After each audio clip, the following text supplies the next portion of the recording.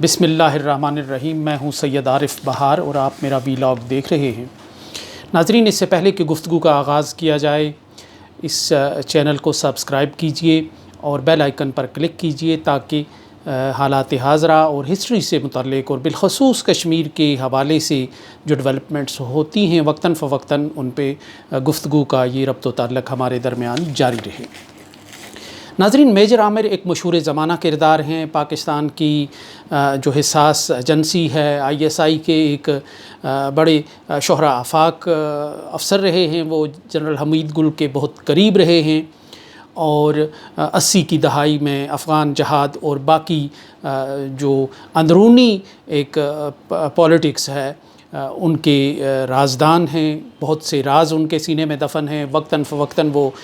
Media پہ آتے رہتے ہیں اور ان فوجی افسروں میں وہ شامل رہے ہیں کہ جو میڈیا پہ آتے ہیں، اپنی بات کہنے کا ڈھنگ اور فن جانتے ہیں، اور اس شوق کی وجہ سے وہ اسیری بھی کاٹ چکے ہیں اور ان کے گرد سرخ دائرہ بھی رہا ہے، وہ دائرہ کبھی ہٹتا رہا ہے، اور بہرحال اپنے اس شوق اور اس عادت کی انہیں خاصی قیمت بھی چکانا پڑی ہے۔ میجر عامر نے چند دن پہلے ڈاکٹر شاہد مسعود کے پروگرام میں بہت سے انکشافات کیے اپنے جو کیریئر کے دوران، اپنی ذمہ داریوں کے دوران وہ کس طرح کردار ادا کرتے تھے اور کیا ان کا ایک رول ہوتا تھا، اس حوالے سے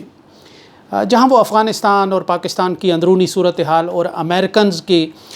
ساتھ پاکستان کے تعلقات پر بات کر رہے تھے، وہیں انہوں نے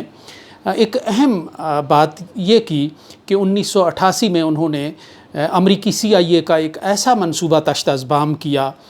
کہ جس کا مقصد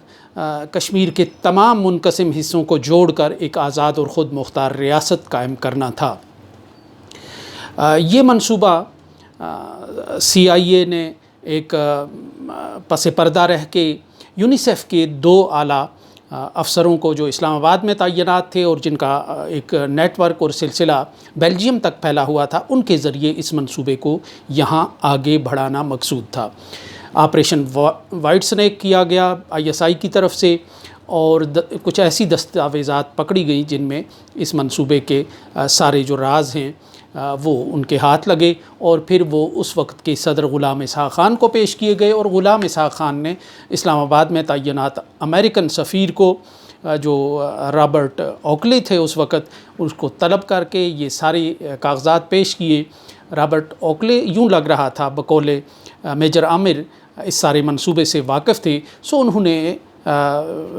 مٹی پاؤ قسم کا جو ایک فارمولہ ہے وہ یہاں لاگو کرنے کا فیصلہ کیا، اور غلام اسحاق خان سے کہا کہ اس معاملے کو زیادہ ہائی لائٹ نہ کیا جائے، اور امریکہ جو ہے وہ اپنے ان 2 اہلکاروں کے خلاف جو کورڈ کام کر رہے تھے تادیبی کارروائی کرے گا اور ان کو واپس بھیج دے گا۔ سو ان کو واپس بھیج دیا گیا اور یہ منصوبہ یہاں ختم ہوا۔ میجر عامر کی بات یہاں ختم ہوئی تو سیاسیات کے اور کشمیریات کے ایک طالب علم کی حیثیت سے میرے ذہن میں ایک سوال پیدا ہوا۔ ہاں، انہوں نے اس منصوبے کے جو 3 مقاصد تھے وہ بھی بیان کیے کہ ایک تو یہ تھا کہ جو چین اور پاکستان کا زمینی رابطہ کاٹنا، ظاہر ہے گلگت بلتستان، مقبوضہ جموں و کشمیر اور آزاد کشمیر تینوں کو ملا کر ایک خود مختار ریاست قائم کی جانی تھی، تو اس سے پاکستان کا چین کے ساتھ زمینی رابطہ کٹ جاتا تھا،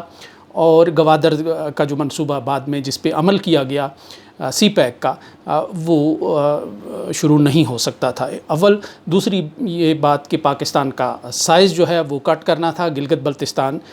کو اس سے الگ کر کے آزاد کشمیر کو اس سے نکال کے، اور تیسری بات یہ تھی کہ اس کا مقصد چین کی جو ایک ابھرتی ہوئی طاقت تھی اور روس جو اس وقت ان کا ایک سرگرم حریف تھا، اس کی نگرانی کرنا، اس کو روکنا اور اس کے خلاف ایک ایسی جگہ تلاش کرنا اور ایک ایسا ٹھکانہ رکھنا کہ جہاں سے کچھ ان پہ نظر بھی رکھی جائے اور کچھ مخالفانہ سرگرمیاں بھی جاری رکھ سکیں۔ یہاں تو میجر عامر کی بات ختم ہوگی تو میرے ذہن میں یہ سوال پیدا ہوا کہ کیا یہ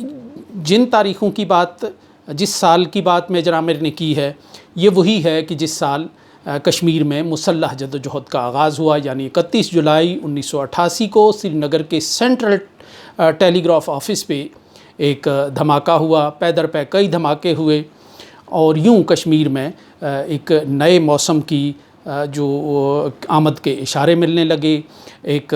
دور اپنے انجام کو اور اختتام کو پہنچنے کے آثار پیدا ہوئے، اور ایک نئی کشمکش کا مرکز بننے کا آغاز ہوا کشمیر کی سرزمین کا۔ یہ جو منصوبہ تھا، جو اس وقت جس میں فرنٹ لائن پہ جموں و کشمیر لبریشن فرنٹ تھی، جس نے اس منصوبے کا آغاز کیا، جس نے کشمیر سے لوگوں کو نکالا، نوجوانوں کو بلایا، اور پھر وہ افغانستان میں یا دوسری جگہوں پہ تربیت حاصل کرتے رہے، وہ جو منصوبہ جموں و کشمیر لبریشن فرنٹ نے شروع کیا، جس میں پھر دوسرے لوگ بھی شامل ہوتے چلے گئے، وہ منصوبہ اور CIA کا جس منصوبے کی بات میجر عامر نے کی ہے، کیا یہ ایک ہی منصوبہ تھا؟ کیا کشمیر میں جو مسلح جدوجہد شروع ہوئی 1988 میں، کیا اس کو امریکہ کی حمایت حاصل تھی؟ کیا CIA اس کی بیکنگ کر رہی تھی؟ کیا بلیسنگز تھی CIA کی اس کو؟ یا CIA کا جو منصوبہ جس کی بات میجر عامر کر رہے ہیں وہ الگ تھا، اور کشمیر میں جو مسلح جدوجہد شروع ہوئی وہ الگ تھی؟ اس سوال کے لیے میرے ذہن میں سب سے جو ایک معتبر اور معقول نام آیا، جو واقف حال ہیں، جو اس وقت کشمیر میں مسلح جدوجہد شروع کرنے والوں اور اس کو پیٹرنائز کرنے والے چند ناموں میں شامل تھے، اور اب وہ سے بقید حیات کرداروں میں چند ایک کرداروں میں سے ایک ہیں۔ راجہ مظفر صاحب جموں و کشمیر لبریشن فرنٹ کے ایک اہم اور سرکردہ رہنما ہیں، امریکہ میں مقیم ہیں ایک عرصہ دراز سے۔ میں نے ان سے فوری رابطہ کیا، میں نے کہا کہ مجھے صرف ایک سوال کا جواب دیجئے کہ کیا آپ کا جو منصوبہ تھا، جس میں باقی تنظیمیں بعد میں شامل ہوئیں یا کسی حد تک اس وقت شریک تھیں، وہ منصوبہ اور جس منصوبے کی بات میجر عامر کر رہے ہیں کہ CIA کا منصوبہ تشت ازبام کیا گیا تھا، پکڑا گیا تھا، خفیہ دستاویزات پکڑی گئی تھیں، یہ منصوبہ ایک تھا یا یہ دو الگ الگ منصوبے تھے؟ راجہ صاحب نے ظاہر ہے بڑی کمال شفقت کا مظاہرہ کیا، بڑا مصروفیت کی زندگی ہے وہاں، مصروف زندگی ہے، اس کے باوجود انہوں نے میری ضرورت سے زیادہ طویل اور کچھ ایسے سوالوں کے جواب بھی دیے جو شاید میں نے ان سے اس پرٹیکولر موقف کے حوالے سے یا اس موضوع کے حوالے سے جو نہیں بھی پوچھے تھے۔ راجہ صاحب نے یہ کہا کہ ہمارا جو منصوبہ تھا وہ اس سے قطعی الگ تھا، البتہ یہ بات ہے کہ 80s کے وسط میں ہی راولپنڈی کے گولف کلب میں جنرل اختر عبد الرحمن کی اس وقت کے جموں و کشمیر لبریشن فرنٹ کے جو ایک چوٹی کے لیڈر تھے، راجہ ڈاکٹر فاروق حیدر صاحب،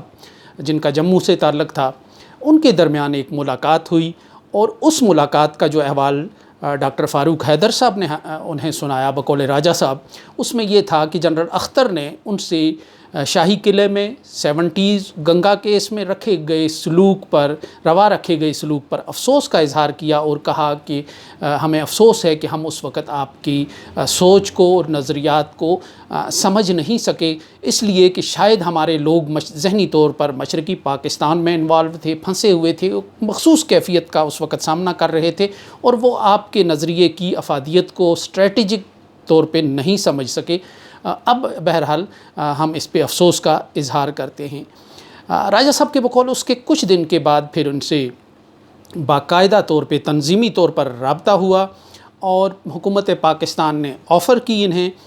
کہ آپ اگر کام کرنا چاہتے ہیں اپنے نظریے کو آگے بڑھانے کے لیے، کشمیر میں کسی تحریک کے آغاز کے لیے، تو پاکستان آپ کی کسی حد تک مدد کرے گا۔ تو اس کے بعد پھر جموں و کشمیر لبریشن فرنٹ نے ان کے بقول یہ شرط رکھی کہ وہ اپنے نظریے خود مختار کشمیر پر قائم رہتے ہوئے یہ کام کرے گی، اور حکومت پاکستان نے اس کو تسلیم کر لیا۔ اس طرح راجہ صاحب سے جو موقف لیا میں نے، وہ میجر عامر کے موقف کی کسی طور نفی نہیں کرتا۔ میجر عامر کا موقف اپنی جگہ اور راجہ صاحب کا موقف اپنی جگہ۔ میجر عامر نے منصوبہ تشت ازبام کرنے کی جب بات کی تو یہ وہ عرصہ بنتا ہے جب جنرل ضیاء الحق کا حادثہ رونما ہو چکا تھا، اور اس حادثے میں بہت سے جو نقش پا ہے یا نشان ہیں پیروں کے، وہ واشنگٹن تک جاتے تھے، وہ نیو یارک تک جاتے تھے، وہ امریکہ تک جاتے تھے، گو کہ روس کی بھی تحقیقات ہو رہی تھی، भारत की भी बात हो रही थी कि भारत का कोई हाथ है इस त्यारे की, जनरल ज़ियाउल हक़ के त्यारे के हादसे में। इसराइल की बात हो रही थी और बहुत से अवामिल जो है वो दरियाफ़्त किए जा रहे थे। मुहक्किकीन और इन्वेस्टिगेटिव रिपोर्टर्स और एजेंसियाँ सब इस पे मुख्तलिफ़ अंदाज से काम कर रही थीं, लेकिन जो सबसे मज़बूत नक्शे कदम है वो अमेरिका की तरफ जाता था। यूँ लगता है कि जनरल ज़ियाउल हक़ के हादसे ने पाकिस्तान और अमेरिका के दरमियान कश्मीर पर जो एक अंडरस्टैंडिंग थी वो ख़त्म कर दी।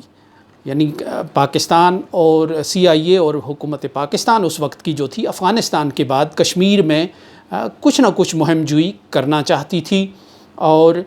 इस कश्मीर में जो मुसल्लह जद्दोजहद शुरू हो रही थी उसको अमेरिका की किसी न किसी हद तक हिमायत हासिल थी। ये मेरा अपना हिस्सा एक तारीख़ के एक तालिब इल्म के तौर पे इसका एक हालात का तज्ज़िया करने की एक कोशिश है कि इसको किसी हद तक अमेरिका की हिमायत हासिल थी।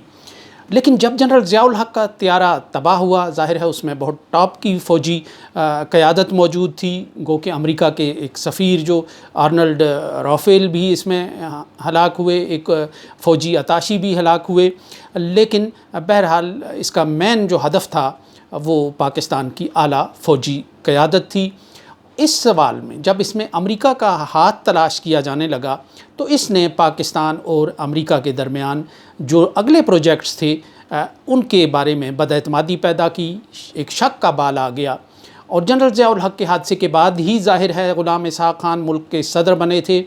और जब मेजर आमिर ये बात करते हैं कि मंसूबा उनके सामने पेश किए गए कागजात, तो इसका मतलब है ये जनरल ज़ियाउल हक़ के बाद का ज़माना है, और इस अरसे में पाकिस्तान और अमेरिका के ताल्लुकात में दरार आ चुकी थी जनरल ज़ियाउल हक़ के हादसे के नतीजे में।